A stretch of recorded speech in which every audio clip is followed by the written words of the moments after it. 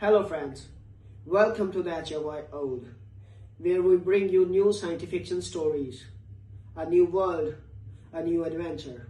And yes, there is no robotic or AI voices here, only real human voices with real human touch. So let's start this journey, and please subscribe my channel if you like the stories and press the bell icon for the latest updates. Let's have a story. Okay. 23 to 21, the decree had been signed 11 months ago, not in haste, not in anger, with the slow ceremonial care of a bureaucracy that wanted the record to be perfect. The Coalition Justice Order, which administered the legal framework of 47 member species and held jurisdiction over all matters classified as historical conclusion, had issued document CJO Final 01 with 47 signatures, 14 procedural reviews, and a budget allocation of 2.3 million coalition credits for what the document called the final verification ceremony. The document was 6 pages long. The first page established the legal basis for the ceremony, citing the Extinction Declaration filed 19 years prior. The second page identified the subject by name, age, and verified genetic profile. Caleb Aris Vance, age 17, last documented member of the species Homo sapiens. The third page laid out the procedure. Public execution by hanging at the tribunal spire of Hulvath Core on the morning of the spring equinox. The fourth page authorized the broadcast full galactic transmission, all major networks, translation in 312 languages. The fifth page approved the merchandise, souvenir programs, commemorative coins, a children's educational pamphlet titled The End of the Loud Species. The sixth page noted the historical significance. The Coalition's Office of Public Memory had determined that a public broadcast ceremonial execution would provide closure to the galactic community and formally seal the human file. The document had a footnote. Most Coalition documents did. The footnote read, "Subject has cooperated with verification protocols for 17 years. No security risk anticipated. Standard ceremonial protocols apply." Nobody questioned the footnote. Nobody had reason to. The boy had been found alone in a refugee transport 17 years ago, 3 months after the Extinction Declaration, surrendered without resistance, identified himself by name, submitted to genetic testing, and had spent every year since in cooperative custody on a Coalition agricultural world. He had been raised by a registered foster family.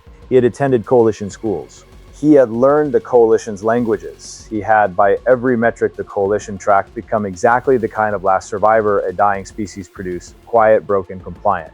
The Coalition had built the ceremony around that compliance. They had advertised it for 11 months. They had sold 400,000 tickets to in-person attendance. They had reserved broadcast capacity on every major network. They had printed the children's pamphlets in a first run of 8 million copies.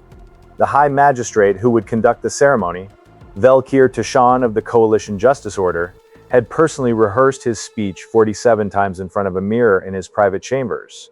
He wanted every word to be remembered.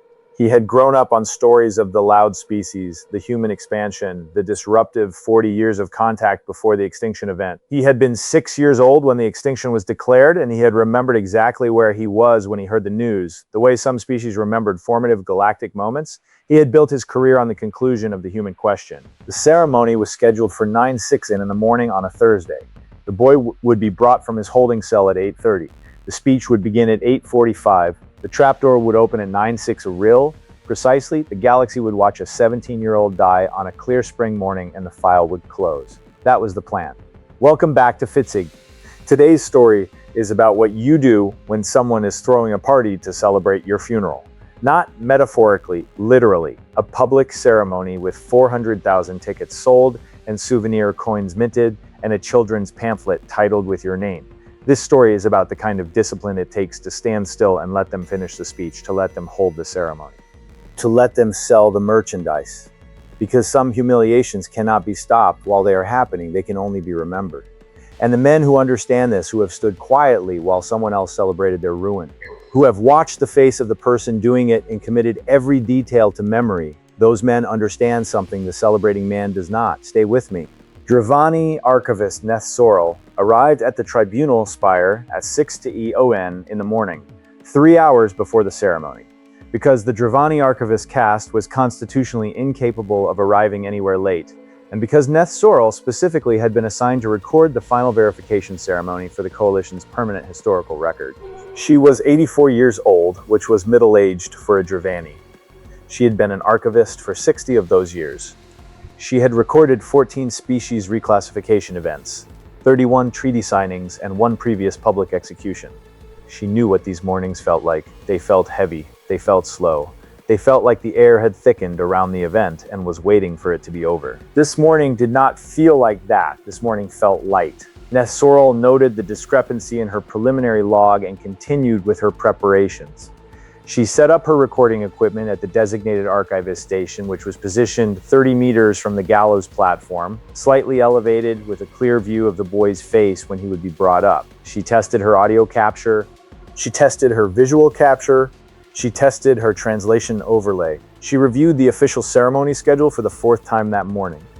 At 700, she requested permission to observe the holding cell as part of standard archival protocol. The request was granted because the Dravani archivist cast had standing permissions for pre-event observation across all major coalition ceremonies. She walked through 3 security checkpoints, down 2 levels, and into the corridor outside Caleb Eris Vance's holding cell. The boy was sitting on the edge of his bed. He was eating his last meal, a plate of grain bread, sliced fruit, and a small portion of cooked protein that the coalition's nutritional standards specified for terminal subjects. He was eating it methodically, small bites. Careful chewing. He looked up when Neth Sorrell approached the observation panel and he smiled at her. The smile was the first thing she noted. Smiles from terminal subjects in the 3 hours before a public execution were not impossible.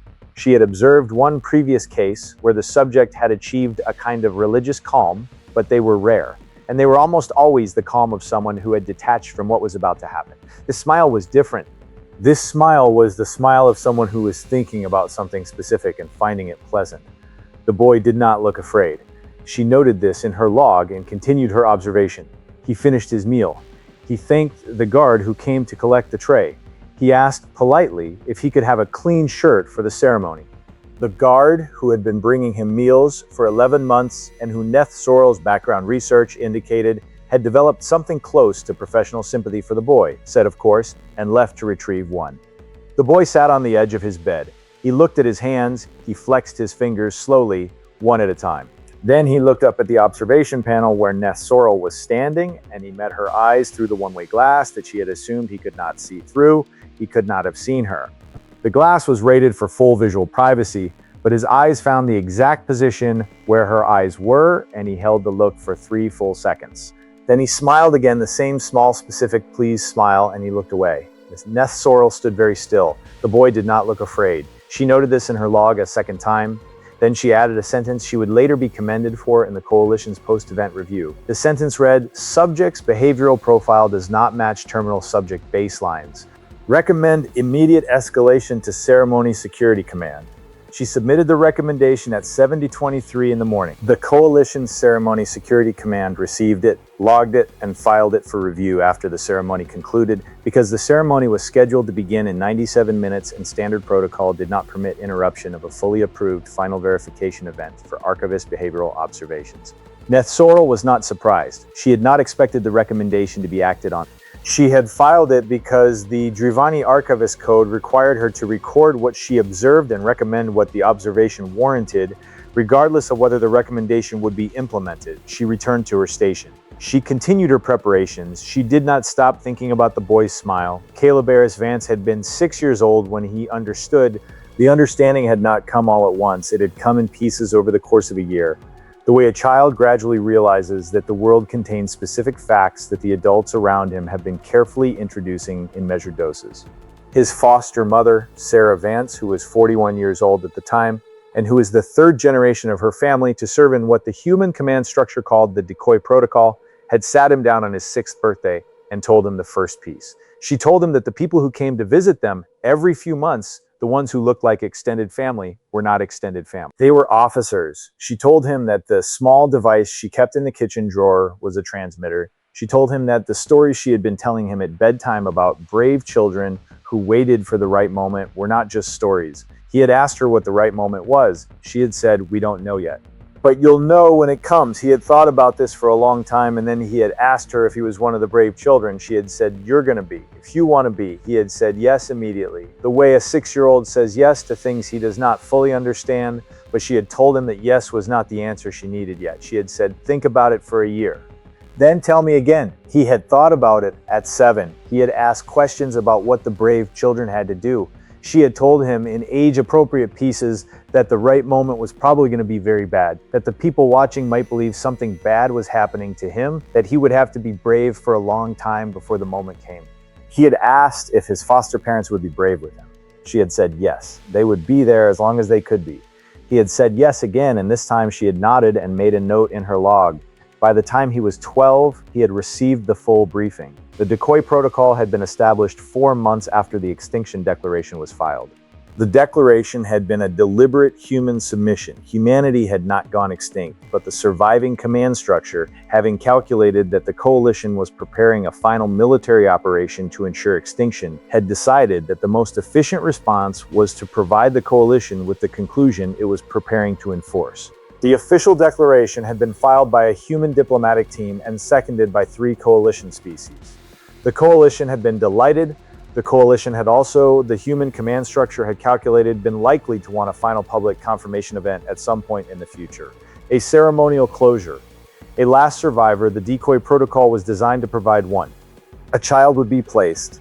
A foster family would be established. The placement would be designed to be findable, but not too easy to find. The child would surrender voluntarily when discovered. The child would cooperate fully for as long as it took the coalition to construct its ceremony. The child would be the bait that drew the coalition's senior leadership, its broadcast infrastructure, its highest-ranking officials, and its entire ceremonial apparatus into a single predictable location at a single predictable time. The child would not actually die. That was the part of the protocol Caleb had been most concerned about at 12. His foster mother had walked him through the engineering. The gallows platform at the tribunal spire of Holbath Core was a centuries-old fixture, modified for each ceremony. The trapdoor mechanism was standardized. The human command structure had identified 14 years before Caleb's birth that the mechanism could be modified at the structural level during routine maintenance cycles by a single technician with the right access, and that the modification would be invisible to any inspection that did not specifically look for it. The modification was simple. The trapdoor would open. The platform beneath the boy's feet would retract a half-second before the rope went tight. The boy would drop 2 meters onto a padded surface concealed beneath the platform. The rope would fall harmlessly. The ceremony's cameras, positioned for the standard gallows view, would not see the catch. They would see a boy disappear into the floor and a rope hanging empty. Caleb had asked, at 12, what would happen after the catch. His foster mother had said, "That's when the fleet arrives." He had asked how big the fleet was. She had said, "Big enough." He had asked how she knew. She had said, "Because I helped my mother count them when I was your age." The number was 280,000 then. It's bigger now. Caleb had thought about this. He had thought about 280,000 ships hidden somewhere, waiting for him to be 17 years old and standing on a specific platform on a specific morning. He had thought about what it meant that an entire civilization had built a plan that depended on a child agreeing to be the center of it.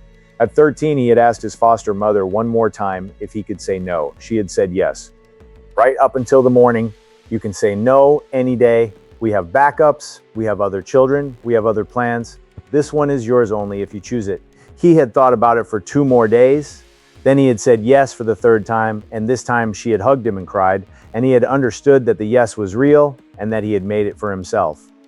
He had been preparing for the morning of the equinox for 11 years by the time it arrived. He knew the speech the magistrate was going to give because the human command structure's intelligence had obtained the speech 6 months ago through a source inside the coalition justice order. He knew the schedule, he knew the platform, he knew the rope. He knew the angle his head needed to be at when the trapdoor opened to ensure clean catch geometry. He knew the one line he was going to say to High Magistrate Valkyr Tashon before the trapdoor opened, because his foster mother had helped him write it when he was 14, and they had refined it together over 3 years until it said exactly what it needed to say. He was not afraid. He had not been afraid for a long time. He was 17 years old, and he was about to be the most important child in the history of his species, and he had chosen this, and he was ready. High Magistrate Valkyr Tashon was 53 years old, and he had been preparing for this morning for most of his adult life. He had not been the one who proposed the final verification ceremony. The proposal had come from the Coalition's Office of Public Memory 5 years ago, after a strategic review concluded that the human file remained psychologically open in the galactic community despite the formal Extinction Declaration, and that a public broadcast ceremonial closure event would address the lingering uncertainty. Tashan had volunteered to He had argued in his volunteer brief that the ceremony required someone who understood the historical weight of the moment, who could give a speech that would be remembered for centuries, who had the right tone for the occasion. The Coalition's senior leadership had agreed. He had been assigned the role 47 months before the ceremony. He had spent 47 months preparing. He had personally selected the venue. He had personally approved the broadcast plan. He had personally reviewed the merchandise designs, including the children's pamphlet titled The End of the Loud Species, which he had requested be added to the standard ceremonial materials because he believed the next generation of Coalition citizens deserved to understand the historical lesson. The lesson, as Tashan understood it, and as he had explained in private conversations with his closest political allies, was simple. Some species were not suited for galactic membership. The humans had been such a species. They had arrived loud and expansive and disruptive, and they had refused to accept the appropriate pace of integration. The galaxy had been patient with them for 40 years. The galaxy had managed their expansion through proper diplomatic channels for another 60 years. And then the galaxy had concluded, with sadness but with clarity, that the human presence was incompatible with stable galactic order. The extinction had not been celebrated at the time. It had been treated with the appropriate solemnity. But Tashan believed, and had said openly in the small circles where such things could be said, that the galaxy had been wrong to treat it solemnly. The extinction had been a correction. Corrections deserved to be acknowledged. The final verification ceremony was the acknowledgement. It was the moment when the galaxy would stop pretending that the human extinction had been a tragedy and would name it correctly as a successful outcome. The boy was a symbol. The boy was the last unfinished line of a story that needed its ending written. Tashan had not allowed himself to think of the boy as a child. He had reviewed Caleb Eris Vance's file 200 times in 47 months.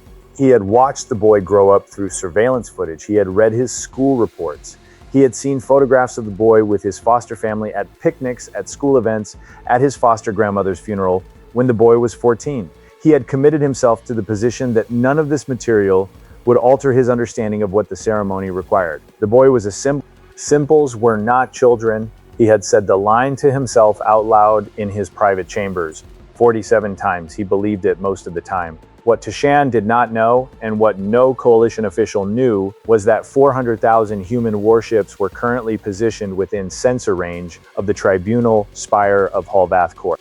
They had been arriving for the past 14 months in small groups, cloaked under field generators that the human command structure had developed during the long period of the Extinction Protocol, and that the Coalition's sensor networks had never detected because the Coalition had never had any reason to look for them. The ships were positioned in 3 layers. The inner layer, 12,000 vessels, was in low orbit over the planet, distributed evenly across the spherical envelope.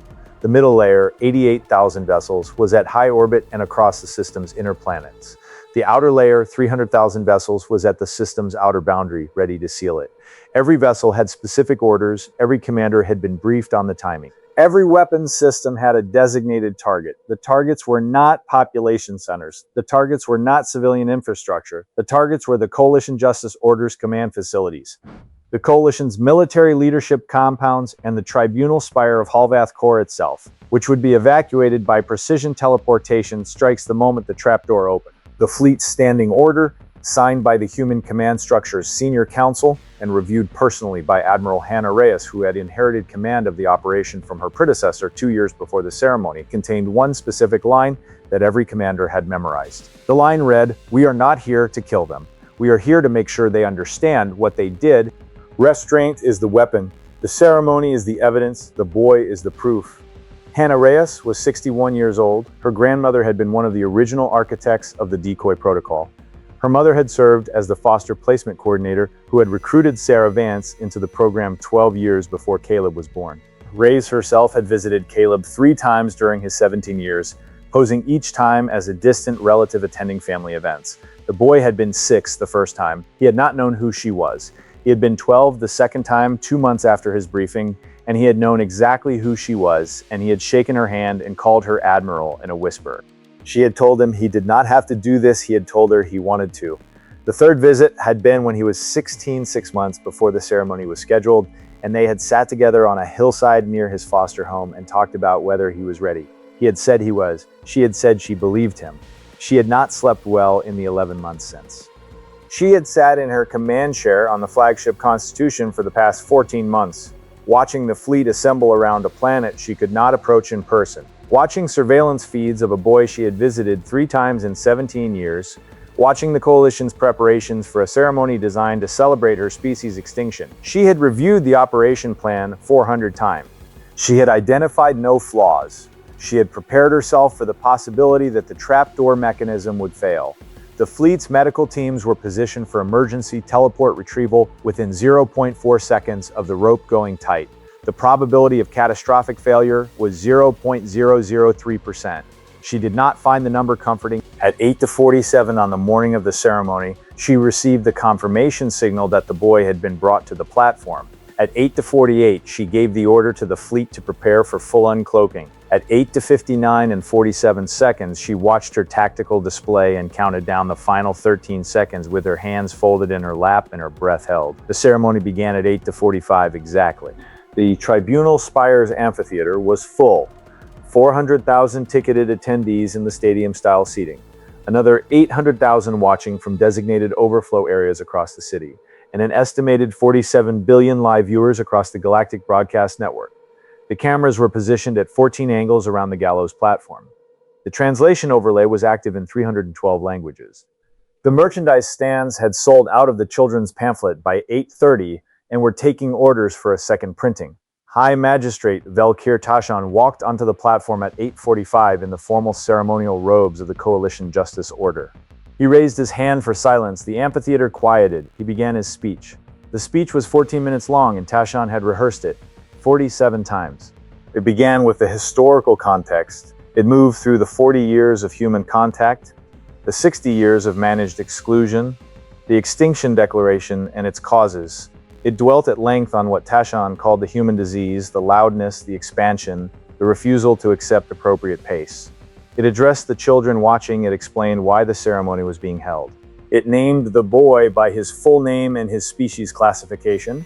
It concluded with the lesson, delivered in Tashan's most carefully rehearsed cadence, that some endings were not tragedies but corrections, and that the galaxy was now stronger for the correction it had made. Tashan finished at 8:59. He turned toward the wing of the platform where the boy was waiting. Caleb R.S. Vance walked out at 8:59 and 12 seconds. He was wearing the clean shirt he had requested that morning. His hair was combed. His hands were not bound. The Coalition's ceremonial protocols specified that compliant terminal subjects were not to be restrained, as restraint suggested resistance, and resistance undermined the narrative of voluntary closure. He walked to the center of the platform without prompting. He stopped at the marked position beneath the rope. He looked at the rope for a moment, then he turned and looked at High Magistrate Velkir Tashan. The camera zoomed. The 47 billion viewers leaned forward. The 400,000 attendees in the amphitheater fell completely silent. The boy did not look afraid. Tashan, who had reviewed surveillance footage of the boy for 47 months and who had committed himself to the position that the boy was a symbol and not a child, felt for the first time in those 47 months a small, specific cold sensation in his lower spine. He did not know what the sensation was. He noted it and dismissed it. The boy spoke.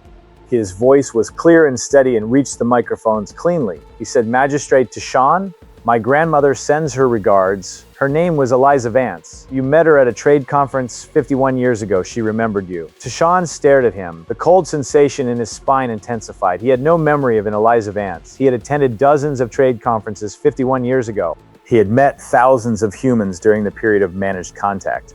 The name meant nothing to him, but the boy was looking at him with the calm, patient expression of someone who knew exactly what the name meant and was waiting for Tashan to understand.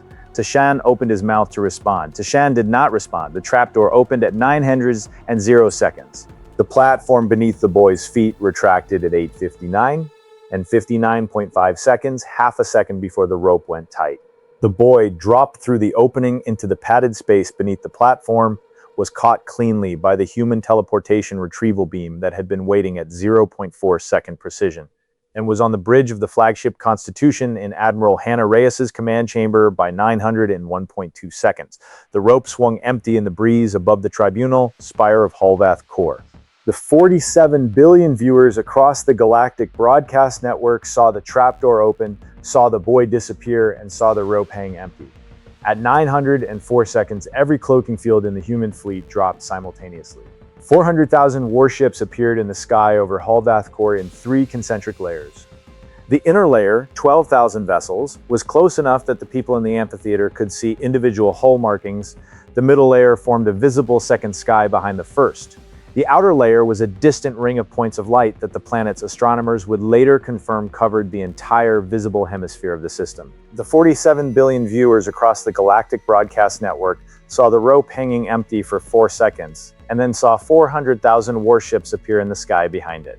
High Magistrate Velkir Tishan, standing on the platform with his ceremonial robes catching the breeze from the open trapdoor, looked up at the ships and his legs gave out beneath him. He went down onto his knees. He did not stand up again. The Coalition Justice Order's emergency response systems activated. The amphitheater's exit protocols engaged. The 400,000 ticketed attendees did not move. They sat in their seats and looked up at the sky, and the broadcast cameras, still rolling, captured 800,000 ticketed attendees in the overflow areas doing the same thing. The galactic broadcast feed continued. Nobody had thought to cut it. At 9:47 seconds, a single human voice came through the broadcast system, transmitted simultaneously on every channel the ceremony had been broadcasting on. The voice was Admiral Hannah Reyes's. The voice said, "We are not here to kill you. We are here to make sure you understand what you did. The ceremony will not continue. The broadcast will not be cut. You will sit and you will look at the ships and you will think about why they are there. We will speak again in 10 minutes. The broadcast did not cut. The ships did not move. The amphitheater sat in silence beneath the sky that had become 400,000 ships, and for 10 minutes the galaxy looked at what 19 years of patient deception had built." High Magistrate Velkir Tishan was on his knees on the gallows platform when the boy came back. Caleb Aris Vance was teleported back down to the platform at 9:14, escorted by 2 human security officers in formal dress uniform. He walked across the platform to where Tishan was kneeling. He stopped 2 meters away. He looked down at the magistrate. Tishan looked up at him. The cameras were still rolling. The 47 billion viewers were still watching. Tashan, who had spent 47 months preparing to conduct the ceremony and who had committed himself to the position that the boy was a symbol and not a child, said the only word he could form. He said, "How?" Caleb considered the question. He considered the magistrate kneeling in front of him in ceremonial robes that no longer signified anything. He considered the 400,000 ships in the sky above them.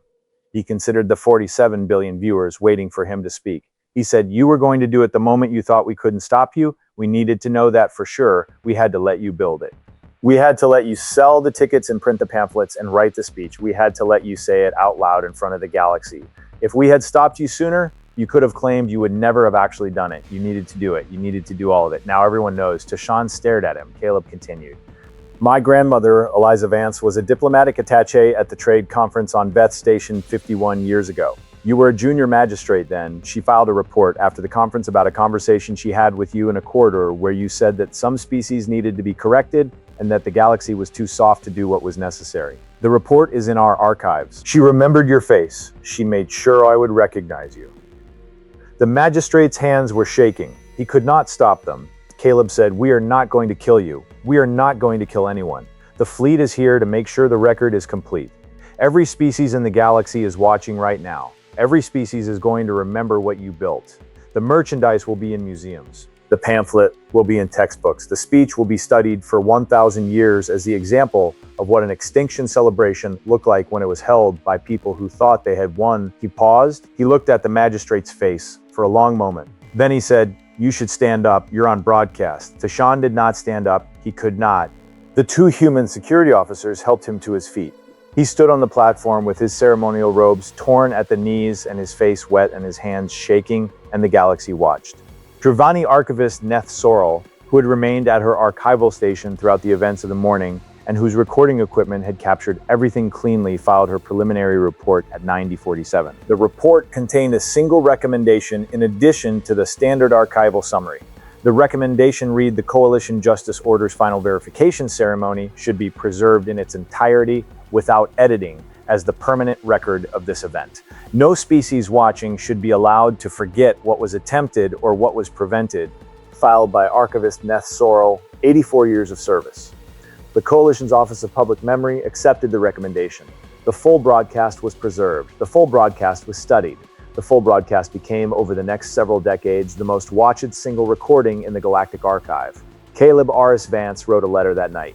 He wrote it in his quarters aboard the flagship Constitution, at a small desk that Admiral Hannah Reyes had arranged to be brought in for him. He wrote it on actual paper, which he had requested specifically. He wrote it to a 5-year-old girl on a Coalition agricultural world whose name he did not know and whose face he had never seen. She was the next decoy she had been placed 2 years ago. Her foster mother was a 4th-generation decoy protocol officer. The girl had not yet been told what she was. She would be told on her 6th birthday, by the protocol's standard schedule. And her foster mother would ask her if she wanted to be one of the brave children, and the girl would have a year to think about it. Caleb wrote, "I'm writing this to you the night after the ceremony. You will not read it for many years. You may never need to read it at all. We hope you will not. We hope what happened today means that no one will ever need another child like us, but the protocol exists because we cannot be sure. So I want you to know some things in case you ever sit where I sat this morning. You're allowed to say no. You can say no any day, right up until the morning. If you say no, that is the correct answer. We do not need you to be brave. We need you to be honest about whether you want this. If you say yes, you should know that the yes has to be yours, not your foster mother's, not the protocol's yours. I said yes when I was 6, and I did not understand. I said yes when I was 12, and I understood some of it. I said yes when I was 13 for the 3rd time, and that was the yes that was real. The first 2 yeses were practice. The real yes was when I knew I could say no and I chose not to. If your real yes comes, you will know it. If it does not come, that is also fine. There are other plans. There are always other plans. We do not depend on you. We hope for you. There's a difference. I will be 47 years old by the time you're old enough to read this. I will probably not meet you, but I want you to know that the morning was not what they thought it was. They thought they were going to kill a child to celebrate what they had done. We let them think that for 19 years, because we needed them to do it, we needed them to show the galaxy what they were. They showed it. The galaxy will not forget. You may never need to do what I did, but if you do, here's the thing I want you to know. Stand still, watch their face. Remember everything, the trapdoor will open when you decide. Not when they decide. They will think it is theirs. It is not theirs, it is yours. That is the secret. They are building the ceremony around you, and they do not know that they are building it for you. Let them build it, let them finish. Then open the door yourself. He folded the letter, he put it in an envelope. He wrote on the front for the next brave child, to be opened on her 13th birthday by her foster mother, if and only if the protocol is activated. He gave the envelope to Admiral Hannah Reyes, who put it in the protocol archive, where it would sit for 8 years before the next decoy's 13th birthday, at which point it would be retrieved, considered, and returned to the archive unopened, because the next decoy would not be needed. The galaxy had been shown the Coalition would be reformed. The decoy protocol would be retired, but the letter would remain in the archive in case the protocol was ever needed again. That is the story of the final verification ceremony, of the 19 years of patient submission to a process designed to end with a child's death, of the 400,000 ships that waited cloaked above a planet for 14 months while a magistrate rehearsed a speech 47 times in front of a mirror, of the boy who walked onto a gallows platform on a Thursday morning and looked a man in the eye and named his grandmother before the trapdoor opened, of the broadcast that did not cut and the sky that filled with ships, and the 10 minutes of silence in which the galaxy was made to look at what it had been about to celebrate. Here's what I want you to carry from this today. The magistrate did not show his face when he was being careful. He did not show his face during the 40 years of contact or the 60 years of managed exclusion or the negotiated Extinction declaration. He showed his face on a Thursday morning in front of 47 billion viewers when he believed there was no one left who could see it. That is when men show you who they are, not when they are being watched by people who can stop them. When they are being watched by people they believe are already dead. Every man watching this has been in a room where someone was celebrating something. He should not have been celebrating a meeting where you were being managed out and the people doing it were enjoying it. A conversation where someone who had decided you were finished was showing you in small specific ways that he had decided. You felt a small cold sensation in your spine. You knew. The question is not whether you can stop the ceremony in that moment. Sometimes you cannot. The ceremony has been scheduled, the tickets have been sold, the speech has been rehearsed. The question is what you do while it happens. The men who understand this do not interrupt, they do not protest, they do not give the celebrating man the satisfaction of resistance. because resistance is what the celebration is designed to overcome. They stand still, they watch his face, they remember everything. They note the words he uses when he thinks no one is listening. They note the small, specific cruelties. He allows himself when he thinks the audience is on his side. They commit it all to, and then, when the trapdoor opens, they open it on their own terms. Your fleet will not be 400,000 ships. Your fleet will be the people who saw what he showed you and remembered it with you. Your fleet will be the record you kept. Your fleet will be the long, patient discipline of a man who was willing to be humiliated in front of a crowd because he understood that the humiliation was evidence and evidence outlasts the ceremony. They will only show you their real face when they think you're already dead. Let them watch carefully. Remember everything. If this story landed for you today, if something in it is sitting with you in a way that feels true and personal and worth keeping, then this channel was built for you. Subscribe if you have not. Every week we bring stories about what real discipline looks like under real humiliation, about what it means to stand still in a room where someone is celebrating your ruin and to watch his face and remember it. This channel is for men who understand that work. Leave a comment. Tell me, whose ceremony are you sitting through right now? Whose face are you watching? What are you committing to memory while he thinks you cannot do anything? I read every comment. I want to know. Share this with someone who is in his own ceremony right now, someone who is being managed out, written off, celebrated against. Send it to him. Tell him the trapdoor opens on his terms, not theirs. The next story is already waiting. Same channel, same standard, built for the same kind of man. Stand still. Watch their face. Remember everything. Your trapdoor opens when you decide.